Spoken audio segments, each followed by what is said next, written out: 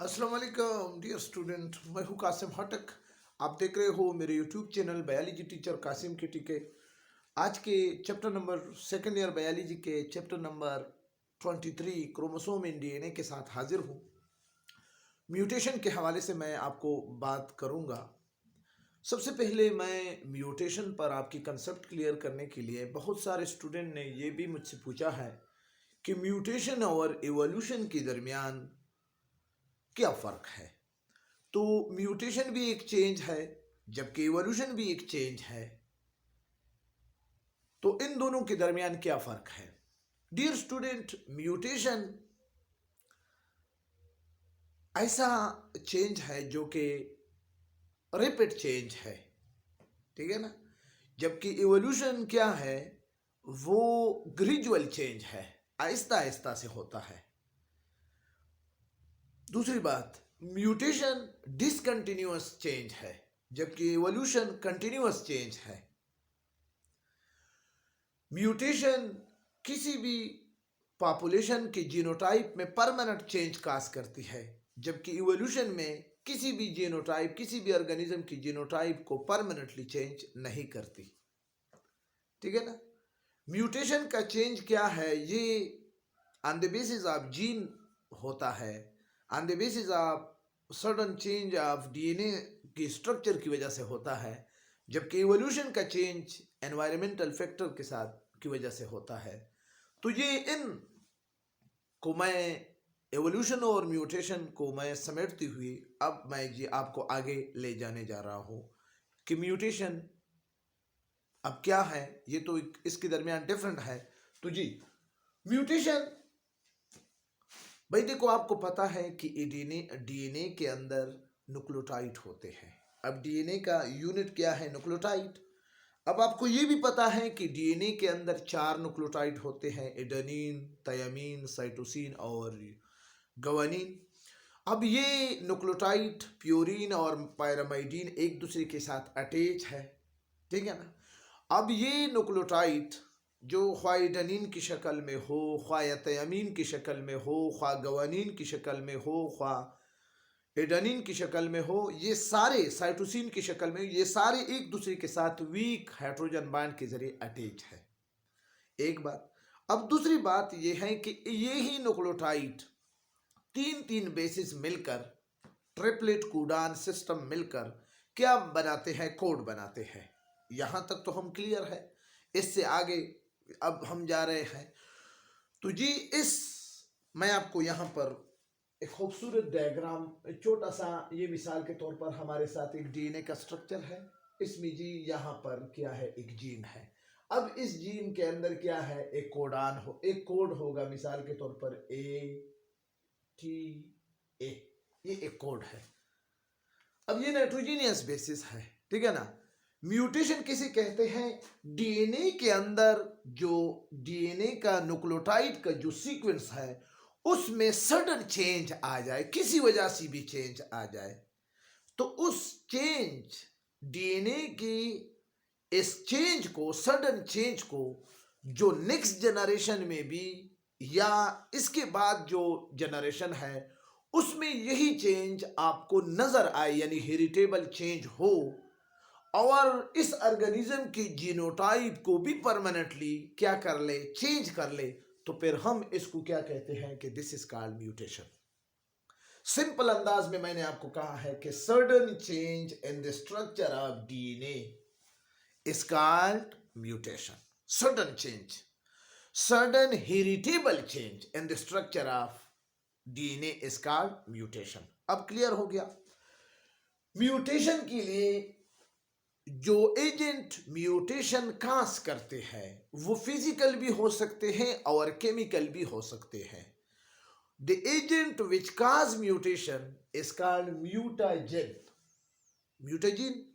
अब जी ये म्यूटाजीन या म्यूटाजन फिजिकल भी होते हैं, रेडिएशन की तरह या डाइस की तरह, ये केमिकल्स भी होते हैं, डाइस की तरह, कलरफुल सब्सटेंसेस की तरह। तो मतलब ये है कि फिजिकल हो या केमिकल हो, डीएनए के अंदर जो सडन हेरिटेबल चेंज आए उसकी न्यूक्लियोटाइड में, उसी को हम म्यूटेशन कहते हैं। ये बात आप अपने साथ याद रखें कि म्यूटेशन के लिए जरूरी नहीं है कि मिसाल के तौर पर इस सीक्वेंस में, न्यूक्लियोटाइड के इस सीक्वेंस में अब क्या हो गया, चेंज आ गया, तो नेक्स्ट इससे जो नेक्स्ट डीएनए इनके बनेंगे यानी डीएनए रेप्लिकेशन से, उसमें यही चेंज जाहिर होगा। नहीं, ये डिसकंटिन्यूअस है, यानी पेरेंट से डॉटर नहीं, डॉटर आफ्टर डॉटर में भी हो सकता है, ठीक है ना। तो आपकी ये बात, तो इसलिए हम इसको कहते हैं डिसकंटिन्यूअस। लेकिन दूसरी बात, जीनोटाइप में ये परमानेंटली चेंज काज करते हैं। तो ये कुछ बातें डीएनए म्यूटेशन के हवाले से। अब जी म्यूटाजिन उस एजेंट को कहते हैं जो म्यूटेशन काज करते हैं। ये फिजिकल भी हो सकते हैं, रेडिएशन है, या केमिकल भी हो सकते हैं, जैसे डाइस है, कलरफुल सब्सटेंसेस है। म्यूटेंट वो organism, the organism in which mutation occur, तो उसको हम कहते हैं कि ये म्यूटेड क्या है, ऑर्गेनिज्म है। और जिसमें म्यूटेशन नहीं हुआ है उसको हम कहते हैं नॉन म्यूटेड या वैलिड। क्लियर। अब जी हम आगे जा रहे हैं, हिस्ट्री को जब देखते हैं, ह्यूगो डिवेरिस वो पहला साइंटिस्ट था जिसने म्यूटेशन के प्रोसेस को एक प्लान में देखा है। उस प्लान का नाम है यूनिंग प्राइमोजा। यूनिंग प्राइमोजा एक प्लान है जिसमें उसने म्यूटेशन को देखा है। क्लियर। अब जी म्यूटेशन के हवाले से ओरिजिन ऑफ म्यूटेशन, म्यूटेशन की मुख्तलिफ टाइप है, मुख्तलिफ बुक्स में आपको मुख्तलिफ तरीकों से नजर आएंगे। मैंने अपनी तरफ से उन सब किताबों में अपनी तरफ से आपको बेहतरीन एक्सप्लेनेशन के लिए इन सब को कलेक्टिवली जमा किया है और एक मुख्तसर उसका खुलासा बयान किया है। सबसे पहले म्यूटेशन का सेल के एतबार से आपको पता है कि हमारे बॉडी में दो सेल है, टू टाइप ऑफ सेल है। एक सोमेटिक सेल है जो कि बॉडी सेल है, जो कि रिप्रोडक्शन में हिस्सा नहीं लेते, जिसमें ऑटोसोम होते हैं।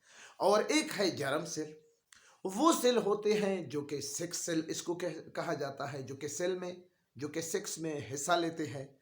इसमें 6 क्रोमोसोम ही होंगे। तो जो अगर म्यूटेशन सोमेटिक सेल में है, टाइप ऑफ सेल के लिहाज से म्यूटेशन पर दो किस्म के हैं। अगर ये सोमेटिक सेल है यानी बॉडी सेल है, तो म्यूटेशन इसमें क्या होगी, एक्वायर म्यूटेशन होगी। ये म्यूटेशन आगे नहीं जाएगी, ठीक है ना, फ्रॉम पेरेंट टू ऑफस्प्रिंग नहीं जाएगी। क्लियर। ड्यूरिंग लाइफ टाइम अगर इस सेल की, सोमेटिक सेल को, उसमें कोई चेंज आ गया तो उस म्यूटेशन को हम कहते हैं सोमेटिक सेल एक्वायर म्यूटेशन, और ये एक्वायर म्यूटेशन नेक्स्ट जनरेशन में नहीं जाएगी। ठीक है जी। दूसरी बात है, दूसरा हमारे साथ है germ cell. Germ cell 6 cell को कहा जाता है, जो मेल में स्पर्म की शक्ल में और फीमेल में ओवा की शक्ल में। तो वो म्यूटेशन जो जर्म सेल में हो, ठीक है ना, और वो म्यूटेशन जर्म सेल में हो जाने के बाद नेक्स्ट जनरेशन में भी जाए तो उसको हम कहते हैं जर्म सेल या हेरिडिटी म्यूटेशन। ठीक है ना। तो ये सेल के हवाले से दो किस्म के म्यूटेशन थे। क्लियर। अब जी फैक्टर के हवाले से, अब आपको पता है कि एक इंटरनल फैक्टर होता है और एक एक्सटर्नल फैक्टर होता है। कुछ अवामिल बॉडी के अंदर होते हैं, कुछ अवामिल बॉडी से बाहर होते हैं। अब अगर किसी फैक्टर की वजह से डीएनए की न्यूक्लियोटाइड में कोई चेंज आ गया तो फिर उसको हम कहते हैं कि ये फैक्टर म्यूटेशन है। अब फैक्टर म्यूटेशन फिर हमारे साथ दो किस्म के हैं, या तो स्पॉन्टेनियस होगा, स्पॉन्टेनियस म्यूटेशन उस म्यूटेशन को कहते हैं जो कि इंटरनल फैक्टर की वजह से हो जाए, और जब एक्सटर्नल फैक्टर की वजह से हो जाए तो फिर हम उसको क्या कहते हैं, इंड्यूस म्यूटेशन। दोनों टाइप के, both type of mutation possible है। यहां तक क्लियर हो गया। अब जी जाते हैं, बेसिक जो म्यूटेशन की किस्में हैं वो 3 हैं। ठीक है ना, बेसिक। ये तो एक फैक्टर के हवाले से मैंने बात की और फिर इसके बाद ओरिजिन के हवाले से। अब जी मैं टाइप ऑफ म्यूटेशन, एक हमारे साथ है जीनोमेटिक म्यूटेशन, जीनोमेटिक या न्यूमेरिकल म्यूटेशन, और दूसरा है क्रोमोसोमल एबारेशन म्यूटेशन, और तीसरा है जेनेटिक म्यूटेशन। इसको समझने के लिए आपको ज्यादा दिमाग लड़ाने की जरूरत नहीं है, आप यहां तवज्जो करें। जीनोमेटिक या न्यूमेरिकल म्यूटेशन उस म्यूटेशन को कहते हैं कि जिसमें क्रोमोसोम की नंबर में चेंज आ जाए, ठीक है ना।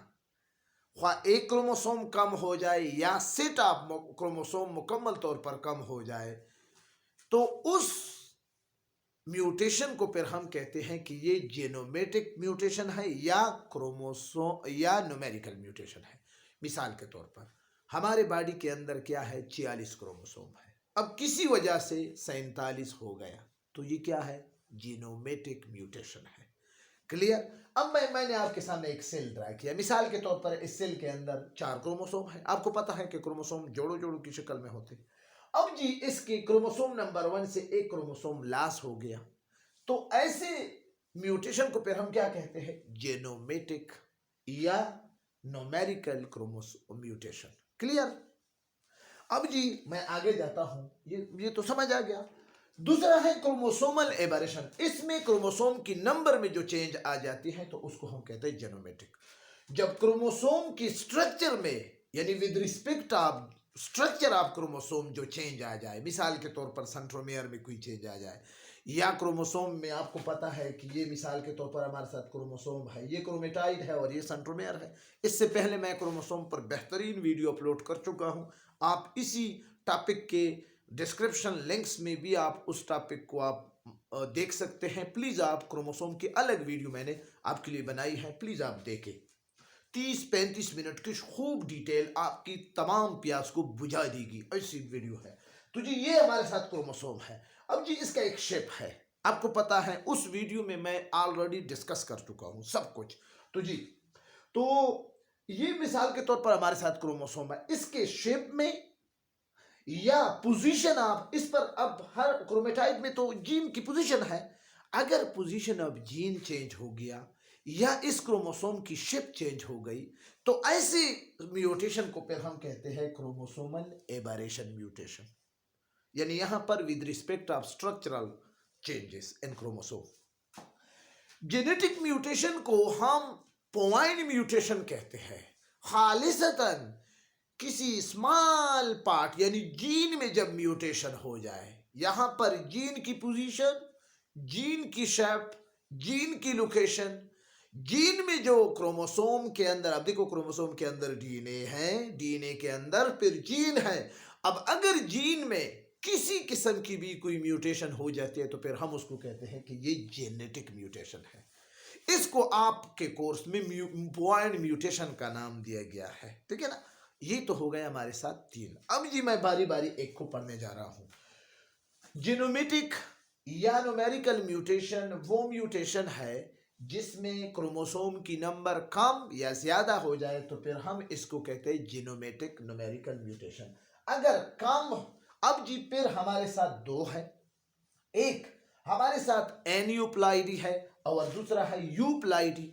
एन्यूप्लाइडी जेनोमेटिक या न्यूमेरिकल म्यूटेशन की वो किस्म है, ये वो ऑर्गेनिज्म है जिसमें एक क्रोमोसोम किसी सेट से एक क्रोमोसोम या किसी सेट से 2 क्रोमोसोम ऐड हो जाए या कम हो जाए, तो फिर हम उस टाइप ऑफ म्यूटेशन को कहते हैं कि ये जेनोमेटिक म्यूटेशन है, लेकिन ये क्या है, एन्यूप्लाइडी है। मिसाल के तौर पर ये क्रोमोसोम 1 है, अब जी मैं आपके सामने एक नए मार्कर से उसको, जी ये रेड कलर, ये क्रोमोसोम नंबर 2 है, आप देख रहे हो कि यहाँ पर एक क्रोमोसोम का इजाफा हो गया।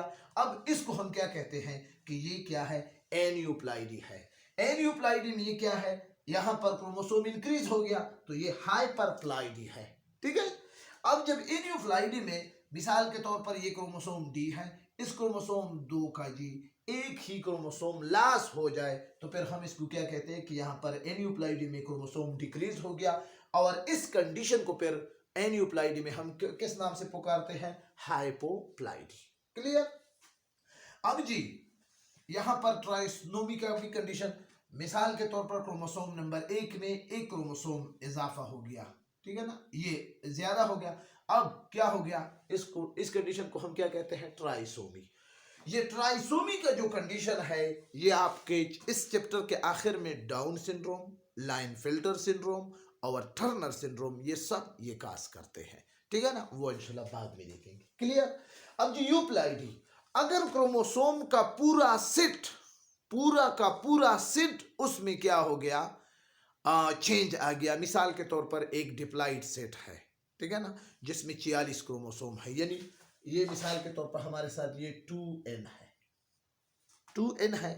अब जी अगर ये पूरा का पूरा सेट इसमें चेंज आ गया और ये सिर्फ डिप्लाइड से हेप्लाइड बन जाता है, तो फिर ऐसे को हम क्या कहते हैं कि ये यूप्लाइडी है, यानी यू का मतलब है ट्रूप्लाइडी, यानी पूरा का पूरा सेट, यहां पर एक एक क्रोमोसोम लॉस हो रहा था या जमा हो रहा था, पूरा का पूरा सेट जब क्रोमोसोम के नंबर में कम हो जाए तो फिर यानी डिप्लाइड से हेप्लाइड बन जाए। एक डिप्लाइड ऑर्गेनिज्म है, उसमें हर सेल में डिप्लाइड सेल है लेकिन वो हेप्लाइड हो गया, तो इस तरह के क्या कहते हैं कि ये यूप्लाइडी है। अब अगर एक सेट जमा हो गया तो ये मोनोप्लाइडी है, अगर एक से ज्यादा सेट जमा हो गया तो ये पॉलीप्लाइडी है। क्लियर। अब यूप्लाइडी हमारे साथ ट्राईप्लाइडी भी है, टेट्राप्लाइडी भी है, पेंटाप्लाइडी भी है, हेक्साप्लाइडी भी है, यानी उसके नंबर अगर 3 सेट है तो ट्राईप्लाइडी, अगर 4 है टेट्रा, अगर 5 है पेंटा, इसी तरीके से एंड सो ऑन। क्लियर जी। आगे जाते हैं क्रोमोसोमल एबरेशन में। क्रोमोसोमल एबरेशन आपको पता है कि वो म्यूटेशन जिसमें क्रोमोसोम की स्ट्रक्चर में कोई चेंजेस आ जाए, तो उस म्यूटेशन को हम क्या कहते हैं कि क्रोमोसोमल एबरेशन, ठीक है। अब जी मैं आपके सामने बनाता हूं, मिसाल के तौर पर ये हमारे साथ क्रोमोसोमल एबरेशन की सब टाइप है, डिलीशन, डुप्लीकेशन, इन्वर्जन, ट्रांसलोकेशन। मिसाल के तौर पर ये हमारे साथ एक क्रोमोसोम है जिसमें ये जीन है, क्लियर, ए बी सी और डी और ई। क्लियर। अब डिलीशन का क्या मतलब है? डिलीशन का ये मतलब है कि इस क्रोमोसोम के अंदर जो जीन है, इस क्रोमोसोम के अंदर जो जीन है वो क्या हो जाए, यहां ये सी डिलीट हो जाए, तो ऐसे क्रोमोसोमल लिबरेशन को हम फिर क्या कहते हैं कि ये क्रोमोसोमल लिबरेशन में क्या है, डिलीशन है। क्लियर। डुप्लीकेशन का क्या मतलब है? डुप्लीकेशन का ये मतलब है कि हमारे साथ ये क्या है, ये एक जीन है, एक क्रोमोसोम है, ठीक है, ये जी सी और ये सी, ये मैंने रेड कलर से आपको इसलिए बनाया ताकि अब देखो सी 2 बार आ गए है ना, तो ऐसा क्रोमोसोम जिसमें कोई भी न्यूक्लियोटाइड या कोई भी जीन 2 मरतबा आ जाए तो फिर हम इसको क्या कहते हैं, डुप्लीकेशन ऑफ क्रोमोसोमल एबरेशन, ठीक है ना। पहले में कोई लॉस हो गया जीन तो इसको कहते हैं डिलीशन क्रोमोसोमल एबरेशन, दूसरे में एक जीन डबल हो गया, ये जीन सी और सी डबल हो गए तो इसको क्या डुप्लीकेशन। इन्वर्जन में क्या है, इन्वर्जन में ये है कि यही क्रोमोसोम है, ठीक है ना। अब इसका मैं इन्वर्जन आपके सामने कर रहा हूं, यानी जी अब सबसे पहले यहां पर ए है तो हम यहां पर ई रख देते हैं, दूसरा बी है यहां पर हम डी रखते हैं, तीसरा सी है यहां पर हम बी रखते हैं, चौथा ए है यहां पर हम ए रखते हैं और यहां पर सी। अब ये देखो अरेंजमेंट, अब जीन बेतरतीब हो गया है ना, तो ऐसे क्रोमोसोमल स्ट्रक्चर में ऐसे बेतरतीबी से कि जीन देखो ये ओरिजिनल है, अब ये क्या हो गया है, रीअरेंजमेंट, और जीन का अरेंजमेंट चेंज हो गया है, तो फिर इसको हम क्या कहते हैं, इन्वर्जन क्रोमोसोमल एबरेशन। क्लियर जी। ट्रांसलोकेशन का क्या मतलब है? ट्रांसलोकेशन का ये मतलब है कि ये हमारे साथ एक क्रोमोसोम है, ठीक है ना, इसमें इसकी जीन का सीक्वेंस ये है, इससे एक जीन लॉस हो गया, मिसाल के तौर पर सी लॉस हो गया, और यहां पर एक दूसरा क्रोमोसोम है जिसका सीक्वेंस कुछ इस तरह है, एफ जी एच आई। अब जी क्या है, ये सी जीन यहां पर आ जाता है सी। अब यहां पर ऐसे जो कि ऐसे क्रोमोसोम जिसमें एक जीन है, मिसाल के तौर पर ये सी, ये इनसे लॉस हो गया, डिलीट हो गया ना, ये डिलीट वाला जीन जिस क्रोमोसोम से होता है तो उसमें तो डोनर में डिलीशन होगा, जबकि एक्सेप्टर में रिसेप्टर में क्या होगा, डुप्लीकेशन होगी, यानी ज्यादती होगी। तो ऐसे सूरत में जब क्रोमोसोम किसी दूसरे नॉन होमोलोगस क्रोमोसोम से एक जीन को रिसीव करे यानी शिपलिंग ऑफ जीन हो जाए तो फिर हम कहते हैं कि ये क्या है, ट्रांसलोकेशन। तो ये हमारे साथ क्रोमोसोमल एबेरेशन की कुछ केसेस थी। क्लियर। अब जी मैं आगे जाता हूं, जीन म्यूटेशन, जेनेटिक म्यूटेशन। जैसे आपको पता है कि भाई ये तो जेनेटिक म्यूटेशन है। जेनेटिक म्यूटेशन में मिसाल के तौर पर हमारे साथ क्या है, ये सीक्वेंस है A U U G G T T, ये हमारे साथ एक न्यूक्लियोटाइड सीक्वेंस है। अब ये अगर इस न्यूक्लियोटाइड सीक्वेंस में कोई भी न्यूक्लियोटाइड एक, ठीक है ना, मिसाल के तौर पर ये मैं आपके लिए बना रहा हूं जी सी सी जी। अब ये एक सीक्वेंस है न्यूक्लियोटाइड का। अगर इस सीक्वेंस में एक न्यूक्लियोटाइड या एक से ज्यादा न्यूक्लियोटाइड, अब देखो ये एडेनिन न्यूक्लियोटाइड है, साइटोसिन ग्वानिन, अगर इस सीक्वेंस में कोई भी न्यूक्लियोटाइड कम हो गया या ज्यादा हो गया या कोई किसी और के सर पर टी की जगह कोई और जी आ गया, तो ऐसी म्यूटेशन को फिर हम कहते हैं कि ये पॉइंट म्यूटेशन है, जेनेटिक म्यूटेशन है। ठीक है ना। इसमें मिसाल के तौर पर ये इसके कम होने से, अब ये कौन सा है, ये जेनेटिक म्यूटेशन है, लेकिन जेनेटिक म्यूटेशन में डिलीशन है। जेनेटिक म्यूटेशन को पॉइंट म्यूटेशन भी कहते हैं। अब जी डिलीशन नहीं हो गया, अब एडिशन हो गया। अब जी एक और, इसको कहते हैं एडिशन म्यूटेशन, एक ही इजाफे से। अब जी क्या हो गया, ठीक है। अब जी ये देखो, इसको हम कहते हैं, ये सी आपको दिख रहा है, इसको हम कहते हैं एडिशन पॉइंट म्यूटेशन। क्लियर। अब जी इसको मैं मिटा रहा हूं। सब्स्टिट्यूशन का क्या है, यहां पर आपको नजर आ रहा है जी है, सब्स्टिट्यूशन में यहां पर टी आ जाए तो ऐसी म्यूटेशन को हम फिर क्या कहते हैं कि ये सब्स्टिट्यूशन म्यूटेशन है। आई थिंक आपको पता चला ही होगा कि म्यूटेशन कितना इंटरेस्टिंग टॉपिक है। यहाँ तक म्यूटेशन मैंने आपको पढ़ाना था, आपके कोर्स के मुताबिक थे। आगे इंशाल्लाह फिर मैं आपको इसी जेनेटिक डिसऑर्डर के नाम से फिर मैं आपको जेनेटिक डिसऑर्डर के नाम से फिर मैं आपको टॉपिक पढ़वाऊंगा। आप तैयार रहे। एक है सिकल सेल एनीमिया और एक है पीनाइल केटोनूरिया और दूसरा है डाउन सिंड्रोम, तीसरा है टर्नर सिंड्रोम, चौथा है लाइन पेल्टर सिंड्रोम। ये 5 जेनेटिक डिसऑर्डर आपके कोर्स में दिए गए हैं। इंशाअल्लाह हर एक पर आपके लिए खूबसूरत दलाइल ले आऊँगा। उस वक़्त तक इजाज़त चाहता हूँ, लेकिन आप ये बात याद रखें कि जेनेटिक डिसऑर्डर इसी म्यूटेशन से आते हैं। ठीक है ना। इसी म्यूटेशन की वजह से फिर वहां पर मैं आपसे पूछूंगा कि ये अब कौन सा म्यूटेशन है, इसको खूब आपने याद रखना है। Thank you for watching my video. खुदा हाफिज।